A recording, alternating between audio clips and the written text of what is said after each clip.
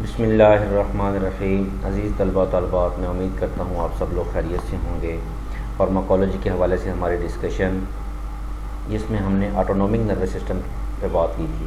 Autonomic nervous system के बाद हम आज बात करेंगे अपने फोर्थ चैप्टर के बी पोर्शन में, जिसमें हम बात कर रहे थे सेंट्रल नर्वस सिस्टम। इसमें हम उसकी मेन क्लास एनर्जेसिक पे बात करेंगे। आज हमारी डिस्कशन एनर्जेसिक्स की तरफ जा रही है। एनर्जेसिक्स क्या होते हैं, पेन क्या होता है, ड्रग्स किस तरह ट्रीट करती हैं। नो डाउट हम क्लास ऑफ ड्रग पे बात करेंगे, क्लासेस पे बात करेंगे, लेकिन हमारा जो मेन थीम होगा कि एनर्जेसिक्स होते क्या हैं, पेन होता क्या है, उस पर हम बात करेंगे। ठीक है, तो इसमें सबसे पहले हम आपको एनर्जेसिक्स के बारे में बताते हैं। एनर्जेसिक क्या चीज़ है। Analgesics are medicine that are use to relieve pain. कि एनर्जेसिक्स क्या है, ये वर्ड क्या है, ये मेडिसिन है, ये दवाइयाँ हैं जो यूज़ होती हैं पेन को रिलीव करने के लिए, पेन को ख़त्म करने के लिए जो अद्वियात इस्तेमाल होती हैं उनको एनर्जेसिक्स कहते हैं। They are also known as pain killers और पेन रिलीवर्स। ये जो हैं ये पेन किलर या पेन रिलीवर्स के नाम से भी जानी जाती हैं। ठीक है, technically the term analgesic refers to a medicine that provide relief from pain without putting you to sleep or making you lose consciousness। कि टेक्निकली जो ये टर्म है एनर्जेसिक, ये रेफ़र कर रही है मेडिकेशन की तरफ, जो प्रोवाइड क्या करती है, रिलीफ प्रोवाइड करती है फ्रॉम पेन से। आपको दर्द से जो चीज़ रिलीफ देती है उसको क्या कहते हैं, एनर्जेसिक कहते हैं। ठीक है, किसके बगैर, पुटिंग यू टू स्लीप और मेकिंग यू लूज कॉन्शियसनेस। आपको आप कॉन्शियस में रहना, आप समझ बूझ में रहना और आपको नींद दिए बगैर जो चीज़ आपको दर्द से आराम दे, उसको एनर्जेसिक है। देखें, एनर्जेसिक तो मुख्तलिफ इक़साम की है ना। एनर्जेसिक जब हम बात करने जाते हैं, कोई चीज़ अगर आपको नींद दे रही है, नींद अगर आप सो जाते हैं, अगर आपको पेन नहीं हो रहा तो वो एनर्जेसिक तो नहीं है ना, वो आपके लिए फ़ायदेमंद तो नहीं है ना। ठीक है, वो तो आप सोए, आपकी आँख खुली तो दोबारा वही दर्द शुरू हो गया।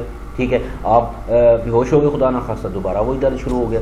तो अगर कोई चीज़ आपको आपके समझ बूझ, आपके होश व हवास उड़ाए बगैर, आपको नींद दिए बगैर आपको दर्द से आराम दे, तो वो क्या है, एनर्जेसिक्स हैं। एनर्जेसिक्स इसके जुमरे में आता है। ठीक है, analgesics drugs which relieve pain by acting on the central nervous system and reduce without loss of consciousness। Consciousness, आपका जो शऊर है उसके लॉस किए बगैर अगर आपको कोई चीज़ आपके सेंट्रल नर्वस सिस्टम पे एक्ट करके दर्द से छुटकारा दिलवा रही है, आप दर्द से बच रहे हैं, तो वो चीज़ एनर्जेसिक कहलाती है। अब analgesics there are of two types, narcotic analgesic and non-narcotic analgesics। Non-narcotic analgesic don't produce significant depression of the central nervous system। salicylates and related compounds, इसमें सैलिसाइलेट्स आपके आ जाते हैं, जिसमें आपके पैरा अमाइनो फिनोल डेरिवेटिव्स आ जाते हैं, जिसको aniline derivatives आप कहते हैं, जिसमें आपके पायराजोलोन डेरिवेटिव्स आ जाते हैं। ठीक है, तो ये जो आपके नॉन नार्कोटिक्स हैं, जिसमें आपके सब्स्टिट्यूटेड एंथ्रानिलिक एसिड आ जाते हैं, जिसमें आपके प्रोपायोनिक एसिड डेरिवेटिव आ जाते हैं, जिसके आपके फिनाइल एसिड डेरिवेटिव आ जाते हैं, जिसमें आपके ऑक्सीकेन्स आ जाते हैं, ये सारे आपके नॉन नार्कोटिक एनाल्जेसिक हैं। तो ये that don't produce significant depression, जो मखसूस ख़ास डिप्रेशन, मायूसी, परेशानी आपके सेंट्रल नर्वस सिस्टम पे जो प्रोड्यूस ना करें, वो कौन सी है, नॉन नार्कोटिक्स। पीछे जो बात की गई पिछली स्लाइड में कि स्लीप काज नहीं कर रहे, कॉन्शियसनेस नहीं उड़ा रहे। ठीक है, आप अपने होशो हवास में हैं, तो आपको अगर दर्द से आराम आ रहा है तो आपको पता चलना चाहिए ये जो मेरे दर्द से आराम आया है ये मेरे नॉन नार्कोटिक एनाल्जेसिक्स से आया है, नॉन नार्कोटिक एनाल्जेसिक्स। ठीक है, उसके बाद आपके पास है नार्कोटिक एनाल्जेसिक्स। इसकी दो क्लासें ना, हमने इसको two classes, there are of two types. तो इसको हमने अगर दो क्लासेस में डिवाइड करते हैं तो ये एक तो आपके पास आ गया नार्कोटिक्स एनाल्जेसिक, दूसरा कौन सा है, non narcotic analgesics. Narcotic analgesic में जब हम बात करते हैं तो उसमें आपके पास produce depression of the central nervous system. अगर कोई चीज़ सेंट्रल नर्वस सिस्टम पे, कोई साल्ट सेंट्रल नर्वस सिस्टम पे डिप्रेशन काज कर रहा है, डिप्रेशन आपको दे के आपको आराम आ रहा है, तो उसको उस दवा को नारकोटिक एनाल्जेसिक है। देखिए हरफ आम में, आम ज़बान में इस्तेमाल किया जाता है वर्ड नारकोटिक। नारकोटिक्स, ठीक है, ये नारकोटिक्स नहीं जी, इसको मेंटेन करें। आप फार्मेसी मेडिकल स्टोर पे जाते होंगे, आप सुनते होंगे वर्ड नारकोटिक्स इस्तेमाल हो रहा है, ठीक है। तो नारकोटिक्स किस जुमले में आता है? जो आपको depression of the central nervous system. इसको अगर मैं थोड़ा सा मज़ीद मॉडिफाई कर कहूँ तो जो आपको कॉन्शियसनेस, जो आपको कॉन्शियस डिप्रेशन काज करती है या आपको कॉन्शियसनेस देती है, कॉन्शियस आपका जो शऊर है उसको लॉस करती है। अगर आप इसमें ये वर्ड इंडिकेट ऐड करें कि loss of consciousness plus depression जो सॉर्ट्स आपके काज करते हैं वो क्या कराते हैं? नारकोटिक्स कराते हैं। अब आपको यहाँ एक क्वेश्चन का जवाब मिल रहा है, ठीक है। आप देखते हैं कि हर मेडिकल स्टोर कि नारकोटिक मेडिसिन को भाई नहीं देंगे, आप उसको ड्रग इंस्पेक्टर कहते हैं जी आप उसको मेंटेन करें कि आपने किस किस को दिया, आप डॉक्टर की पर्ची के साथ दें। तो यहाँ जो हमारा अताई तबका है उनके लिए आंसर है कि आप इसको इसलिए नहीं देंगे कि ये आपकी बॉडी में, आपके पेशेंट की बॉडी में डिप्रेशन काज कर देता है, आपके पेशेंट को लॉस ऑफ कॉन्शियसनेस की तरफ लेके जाता है। कौन? Narcotic analgesic.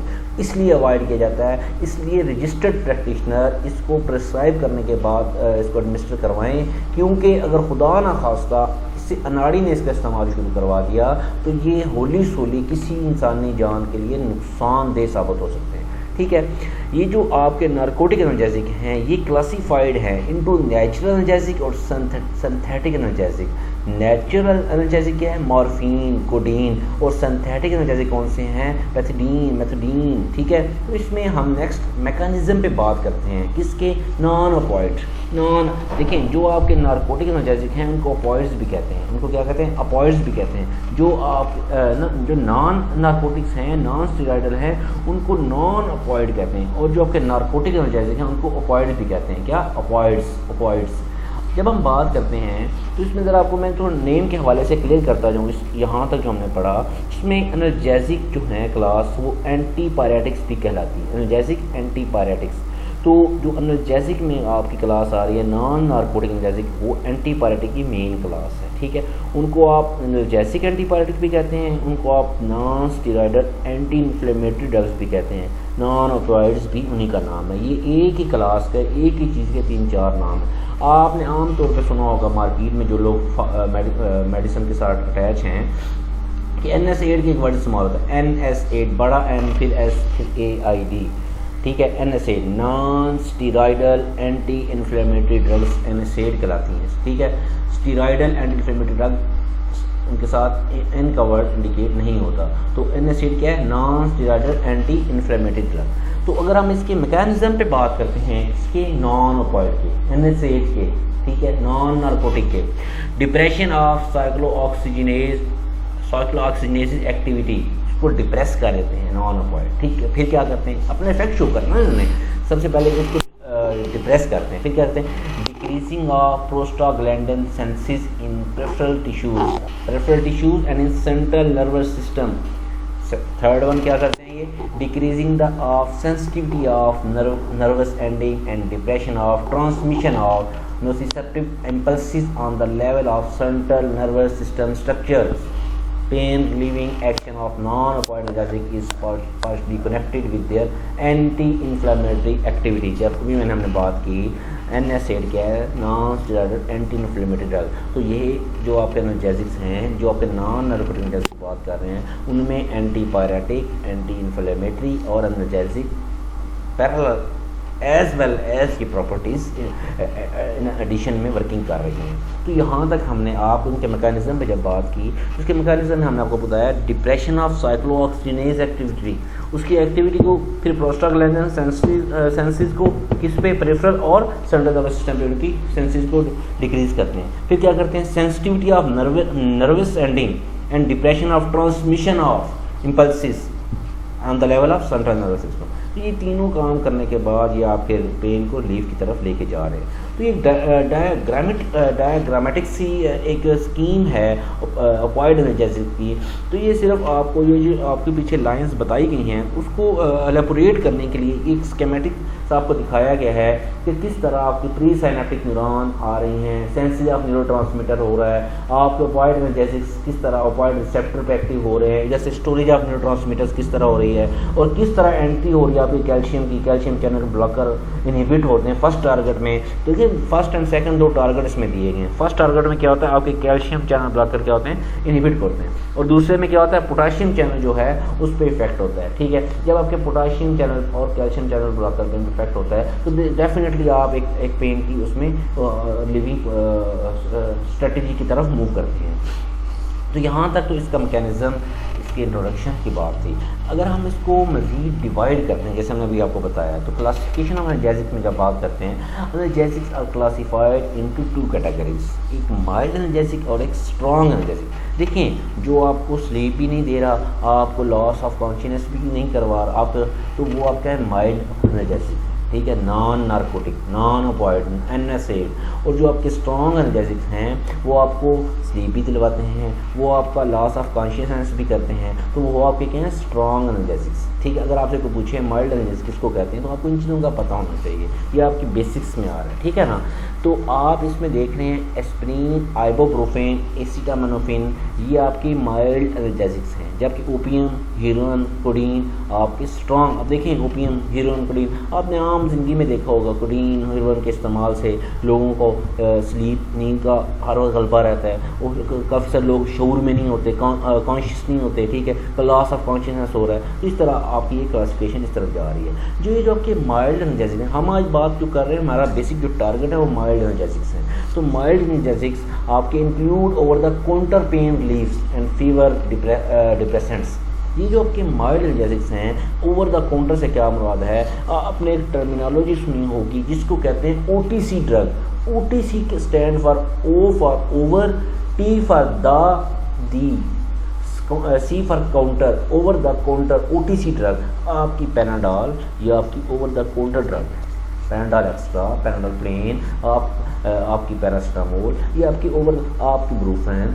ठीक है, वो चीज़ें जो आप अपने घर में हर वक्त अवेलेबल करते हैं, रखते हैं, हर घर में कोई किसी न किसी हालत में पड़ी होती है, किसी न किसी डोजेज फॉर्म में पड़ी होती है, वो आपकी दवाई OTC होती है।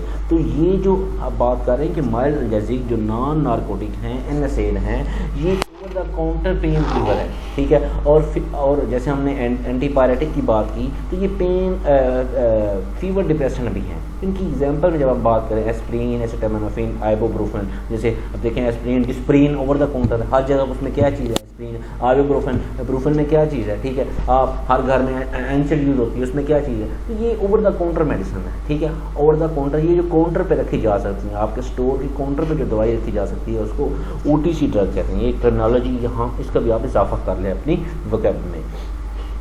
अगर हम इसकी कुछ एडजुवेंट की बात करते हैं जिनकी कम्बिनेशन में इसको दिया जाता है, उसमें analgesic treatment of pain, adjuvant क्या है, एंटी डिप्रेसेंट्स। ठीक है, इसमें आप इनके एंटी डिप्रेशन के साथ दे रहे हैं। अगर आप देखें, आप क्लास लिखिए तो साथ आगे ड्रग का आपको एग्जाम्पल दी गई है। ठीक है, एंटी एपिलेप्टिक देते हैं, ठीक है, एंटी एरिथमिक देते हैं, टॉपिकल देते हैं, स्टेरॉइड्स देते हैं, मसल रिलैक्सेशन देते हैं। देखो इनकी बात हो रही है कि कौन कौन सी चीज़। अब देखिए, एंटी डिप्रेशन भी हम एनाल्जेसिक के साथ कम्बिनेशन में दे रहे होते हैं, एंटी एपिलेप्टिक देते हैं, एपिलेप्सी में जो होते हैं, एंटी एरिथमिक्स दे रहे होते हैं, टॉपिकल्स दे रहे होते हैं, स्टेरॉइड्स दे रहे होते हैं, मसल रिलैक्सेशन दे रहे होते हैं। ठीक है, तो इसमें कुछ ऐसी हैं example of OTC analgesics for headache, कि वो एनाल्जेसिक जो हेडेक आपके सर के दर्द के लिए यूज़ हो रही हैं। कौन सी, ओवर द काउंटर, जो अभी हम बात कर रहे थे, over the counter OTC drugs. Active ingredients acetaminophen हमने भी बात की। तो आपको मार्केट में टाइलिनोल के नाम से आपको एक ब्रांड मिलता है, जिसके अभी हमने पीछे आपको पिक्चर्स भी दिखाई है। ठीक है, ये सेकंड में जिनकी पिक्चर देखी जा रही है, तो ये मार्केट में अवेलेबल एक ब्रांड है जो आपका हेडेक के लिए इस्तेमाल हो रहा है। इसकी स्ट्रेंथ में ये रेगुलर भी है और एक्स्ट्रा भी है, जिसमें Panadol type, Panadol plain, Panadol extra, इस तरह ये भी प्लेन और एक्स्ट्रा में। एस्प्रिन में आपके पास by regular, by extra strength. ठीक है, बुफरन, ये कुछ ऐसे साल्ट्स हैं जो मतलब इंटरनेशनली अवेलेबल होते हैं, ठीक है। तो आपको शायद लोकली तो ये चीज़ें ना मिले, लेकिन अगर एस्प्रिन की बात करें इसमें आपको डिस्प्रिन आराम से मिल सकती है, ठीक है, उसमें कोई कंफ्यूजन वाली चीज़ नहीं है। आइबोब्रोफेन जिसमें आपको ब्रोफेन आराम से मिल सकती है, ठीक है। तो इसमें आप नेप्रोक्सन सोडियम एलिवेटिक, इसमें आप देख सकते हैं कि आप इजीली इसको अवेल कर सकते हैं मार्केट से, इसमें कोई वो कन्फ्यूजन वाली चीज़ नहीं है, ठीक है। तो ये वो चीज़ें हैं जो पेन के लिए इस्तेमाल हो रही हैं, ठीक है। तो कुछ इंडिकेशंस हैं for the administration of non narcotic analgesics. फिर वही बात, non narcotic stand for non steroidal anti inflammatory drugs. तो उसमें क्या क्या इसमें इंडिकेशंस क्या हैं? तो इसमें हेडेक हो रहा है, तो पेन, सर का दर्द है, ठीक है, दांतों का दर्द है, बैक का दर्द है, ठीक है, मसल पुल करते हैं, आपके जॉइंट में पेन है, ठीक है। For potentiating of their action combination paracetamol with codeine को पैरास्टामोल के साथ दे के इनके इफेक्ट को बढ़ाया जा सकता है, ठीक है। तो इसमें नेक्स्ट हमारे पास एक और टेबल हमने आपको भेजा की है, इसमें typical use of topical analgesics. तो उसका टिपिकल क्या है, आपके पास कैप्सिसिन लो कंसंट्रेशन में आ रही है, तो आप कॉमन यूज़ का क्या आ रहा है, आप उसको न्यूरोपैथिक पेन में, ऑस्टियोआर्थराइटिस पेन में यूज़ करते हैं। लोकल एनेस्थेटिक जो आपके एनाल्जेसिक्स हैं हेमरॉइड्स और न्यूरोपैथिक पेन में इस्तेमाल हो रहे हैं। नाइट्रोग्लिसरीन जो आपके हेमरॉइड्स एंड आपके एनल्फोसिस में इस्तेमाल हो रहे हैं। जो आपके non steroidal anti inflammatory drugs हैं वो आपकी ऑस्टियोआर्थराइटिस और स्ट्रेन में यूज़ हो रहे हैं, ठीक है। जब आपके सैलिसाइलेट्स हैं वो injuries with acute swelling and inflammation minor muscular pain में इस्तेमाल हो रहे हैं। तो इसी तरह एक और आपको डायग्रामेटिकली इसको आपको एलेबरेट किया गया है कि कुछ ड्रग्स हैं, इसमें एसिटामिनोफेन है, उसकी अडल्ट डोज, उसकी पेडियाट्रिक डोज, उसकी टॉक्सिक डोज, उसकी मैक्सिमम डोज के हवाले से आपको एलेबरेट किया। तो ये चीज़ें आप लोग स्टडी करेंगे, देखेंगे, पढ़ेंगे तो आप लोगों को एनाल्जेसिक्स के इफेक्ट की रोज़मर्रा ज़िंदगी में इस्तेमाल होने चीज़ है, ठीक है। तो अगर आप फार्माकोलॉजी पढ़ रहे हैं तो आपको इनकी डोज, इनका टॉक्सिक डोज किस पे जाके टॉक्सिक हो रहा है, किस पे जाके इसके मैक्सिमम डोज है, इन चीज़ों का आइडिया होना चाहिए। अब अभी आप देख रहे हैं तो ये अडल्ट डोज में जब हम बात कर रहे हैं एसिटामिनोफेन की, पैरासिटामोल की, तो इसमें आप देख रहे हैं वर्ड लिखा हुआ है 325 से 650 मिलीग्राम की टैबलेट आप यूज़ कर सकते हैं, लेकिन साथ लिखा हुआ पीओ एक एब्रीवेशन है, लैटिन वर्ड का एब्रीवेशन है जो यूज़ होता है इसके लिए, आप इसमें यूज़ करते हैं कि ओरल जो मेडिसिन यूज़ होती है, ओरली जो मेडिसिन यूज़ हो रही होती है उसको आप पीओ का वर्ड इंडिकेट करते हैं। उसके साथ क्यू का वर्ड लिखा हुआ, Q stand for quarter, day को 4 हिस्सों में डिवाइड किया जा रहा है, क्वार्टर, ठीक है। तो आप अगर इसको 4 to 6 आवर में ले रहे हैं, ठीक है, तो आप इसको दिन में अगर इसको इस तरह अपने बॉडी करना है तो ये ओरली मेडिसिन के लिए आपकी इंडिकेशन इस्तेमाल हो रही है, ठीक है। तो इसमें 4 से 6 आवर या 6 से 8 आवर अगर आप ले रहे हैं तो ये आपका इस जुमरे में आ रहा है, ठीक है। इस तरह पेडियाट्रिक डोज लिखी हुई है, इस तरह इसकी टॉक्सिक डोज, लॉस ऑफ अगर टॉक्सिक और एपिटाइट कर रहा है, ठीक है, उसमें नाजिया, स्वेटिंग, कन्फ्यूजन की तरफ लेके जा रहा है, ठीक है। तो इसमें मतलब ये कोई वीकनेस की तरफ आपको लेके जा रहा है। इस तरह आइबुप्रोफेन की डोज है, जीआईटी इरिटेशन हो रही है, प्लेटलेट डिसफंक्शनिंग हो रही है, रीनल डिसफंक्शनिंग हो रही है, ठीक है। और इसी तरह आपके पास ट्रामाडोल, ठीक है, और आपके पास कीटोलिक सेम एज फॉर आइबुप्रोफेन, ये आपकी इफेक्ट शो कर रहे हैं आपकी बॉडी के ऊपर, ठीक है। तो इसमें नेक्स्ट हमारे पास कुछ एनाल्जेसिक्स के हवाले से एक स्कीम हमने इसको एलेबोरेट किया है कि किस तरह WHO ने आपके पेन, हम अब असल में हमने एनाल्जेसिक्स के बारे में बात की है, अब हम पेन की तरफ आना चाह रहे हैं। तो एनाल्जेसिक्स को किस तरह आपके WHO क्या, वर्ल्ड हेल्थ ऑर्गेनाइजेशन ने किस तरह आपके नॉन एनाल्जेसिक को किस तरह ऐड किया है।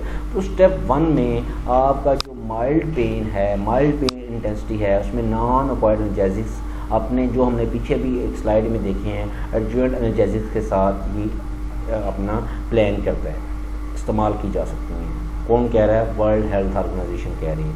स्टेप 2 में क्या है, वीक ऑपियोइड्स जो आपके हैं वो नॉन ऑपियोइड एनाल्जेसिक्स उसके साथ अपने एडजुवेंट एनाल्जेसिक्स के साथ, जैसे कोई anti depressant, anti epileptic condition पे डिपेंड करता है ना, मॉडरेट पेन इंटेंसिटी के लिए। अगर सीवियर पेन हो रहा है तो स्ट्रॉन्ग ऑपियोइड्स की बात करते हैं, स्ट्रॉन्ग ऑपियोइड की तरफ इसको ये WHO ने इसको डिवाइड किया है। उसमें आपके नॉन ऑपियोइड एनाल्जेसिक्स आपके एडजुवेंट एनाल्जेसिक्स के साथ इसका कम्बिनेशन दे रहे हैं, ठीक है। तो इसमें आपके जो नॉन ऑपियोइड की हम बात की है स्टेप 1 में भी हमने इसको बताया है, तो आपको वीक आपके स्टेप 1 में हमने जिसको एस्प्रीन, पैरास्टामोल और नॉन स्टेरॉइडल एंटी ड्रग्स दी जाती हैं। स्टेप 2 में जब पेन परसिस्टिंग और इंक्रीजिंग हो रहा है तो वीक अपॉइड फॉर्म ऑयल तो कोडीन इसके साथ ऐड की जा रही है, और पेन रेजिस्टेंस और इंक्रीजिंग बढ़ता जा रहा है तो उसमें आप इसके साथ मॉर्फिन देते हैं। ठीक है, तो ये पूरा ये जो स्कीम है 3 हिस्सों में हमने इसको पूरे स्टेप को डिवाइड कर दिया। आपके पेन को इस तरह हम कंट्रोल करते हैं, आपके पेन को कंट्रोल करने की पूरी स्कीम बनी है। ठीक है, तो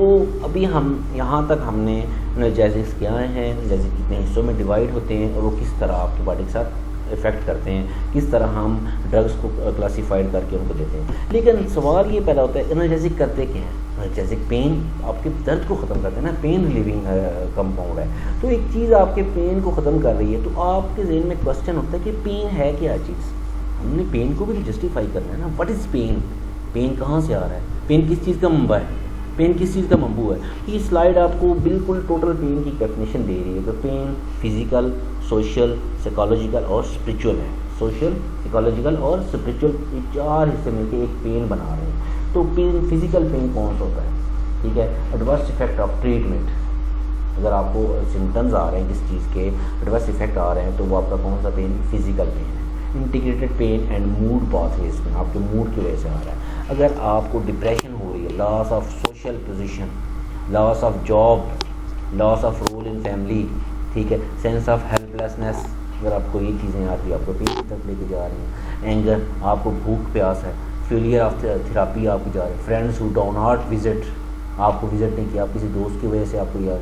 अनकम्युनिकेटिव फिजिशियन, ठीक है, अनअवेलेबल फिजिशियंस, ये आपके एंगर की तरफ जा रही हैं। अगर आप इसी तरह एंग्जाइटी जो है, फियर ऑफ हॉस्पिटल और nursing home, fear of pain, worry about family and finance condition, fear of death, मरने की, spiritual unrest, uncertainty about future, मुस्तकबिल के बारे में आपको कोई वो नहीं है। तो ये सारी चीज़ें जो आपको एक पेन का ज़रिया बनती है। अभी हमने जैसे आपको बताया ना, पेन 4 चीज़ों को से का मजमूआ है, तो वो उनको हमने अलग अलग से डिवाइड किए कि एंग्जाइटी से डिप्रेशन, एंगर किस तरह आपके पेन को डिस्क्राइब करती हैं। तो देखें, जो हमने अभी देखा है फिजोलॉजिकल एंगर, ठीक है, fear of pain, helplessness. Spiritual में क्या है, वाई मी एंगर, मैं क्यों परेशान हूँ at God, what is the point, guilt, मुझे क्या गिल्ट कर रहा है। स्पिरिचुअली आपका प्रश्न है, ठीक है। सोशल क्या है, family, finance, worries, loss of job, ठीक है, लॉस ऑफ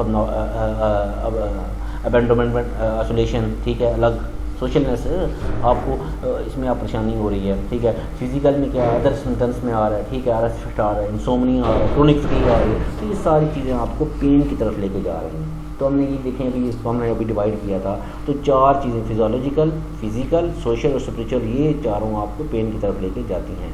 तो इसमें हमने अभी साइड इफ़ेक्ट की जब बात कर रहे हैं, यहाँ तक तो हमने पेन को देख लिया। तो ये सारे एनाल्जेसिक हमने इस्तेमाल किया, एनाल्जेसिक्स का जो इस्तेमाल है, तो इसमें हमने इनकी कुछ साइड इफ़ेक्ट्स भी हमें मसूल होते हैं। एनाल्जेसिक के इस्तेमाल से हम कुछ बीमारियों का भी हमें सामना करना पड़ता है। तो इसमें सबसे पहले जो शॉर्ट टर्म हो रहा है, आपको यूफोरिया हो रहा है, नर्वस सिस्टम स्लो हो रहा है आपका, ठीक है, आपका हार्ट रेट स्लो होता है, ठीक है, आपकी कफ रिफ्लेक्स लॉस होती है, ठीक है, नोजिया होता है, ठीक है, overdose can lead to death, ठीक है, possibility of stroke, overall slow down of biological system, आपका जो बायोलॉजिकल सिस्टम, आपकी जो एक्टिविटी है, जो आपकी प्रोडक्टिविटी है, वो ओवरऑल डिस्टर्ब हो जाती है, ठीक है। तो इसमें कुछ आपके लॉन्ग टर्म भी साइड इफ़ेक्ट्स हैं। एडिक्शन होती है, ठीक है, एडिक्शन आ रही है, कॉन्स्टिपेशन होती है, अगर आप एक लंबे अरसे के लिए आप एनाल्जेसिक इस्तेमाल करते हैं। एक इसमें वर्ड है loss of libido.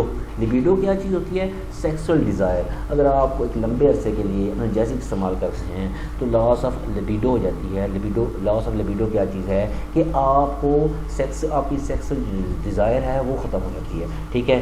Disruption in menstruation, आपके मेंस्ट्रुएशन में डिसरप्शन आ जाती है। क्रॉस टॉलरेंस हो जाती है। लॉस ऑफ एपेटाइट, आपको भूख नहीं लगती, ठीक है। तो इसके रिलेटेड जो है प्रॉब्लम, ये आप इसमें आप इन चीज़ों को फेस करते हैं, ठीक है।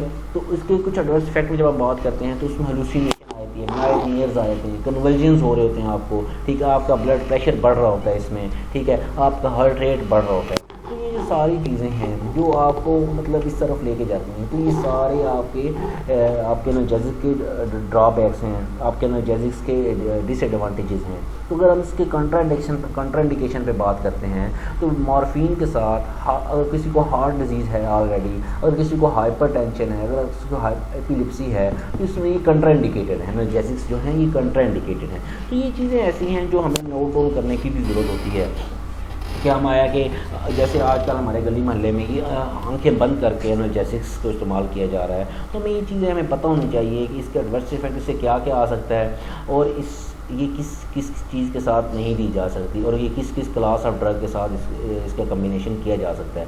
अगर हमें देखें, हमने इतनी बड़ी डिस्कशन की, अगर हम इन चीज़ों को अपने अंदर ज़हन नशीन नहीं करेंगे, इस पॉइंट का बेनिफिट नहीं लेंगे, तो हमें कोई इस प्रैक्टिस का कोई फ़ायदा ही नहीं हुआ। देखिए हमने पूरा अब इसमें इसका मतलब कतन ये नहीं है कि आप एनाल्जेसिक्स को आप उसकी क्लास को नहीं याद करेंगे, उसको नहीं देखेंगे, लेकिन हमने आपको ये एलेबोरेट कर दिया कि दर्द क्या चीज़ होती है, पेन क्या होता है, एनाल्जेसिक क्या होते हैं, उसकी क्लासेस क्या होती हैं, उसकी क्लासिफिकेशन हमने किस तरह की 2 हिस्सों में डिवाइड किया। ठीक है, तो इसमें आपके नोट्सों में जो मवाद है उसमें आपने जैसे आपका चैप्टर 4 है पेज नंबर 13, उसमें जो क्लासेस ऑफ ड्रग हैं नारकोटिक्स की जो 8 क्लासेस हैं, आपने उसको लाजमी तौर पे इसको नोट डाउन करना है। ठीक है, आपने उसको नोट डाउन करके उससे एलेबोरेशन हासिल करनी है। ठीक है ना, ताकि आपको उससे आइडिया हो सके कि आपकी कौन कौन सी क्लासेस आ रही हैं। ठीक है, इसी तरह आपकी जो थेराप्यूटिक क्लास जो पेज 31 पे आ रही हैं, उसको हमने 3 हिस्सों में जब डिवाइड किया हुआ है, drug with weak anti inflammatory, drugs with mild to moderate inflammatory,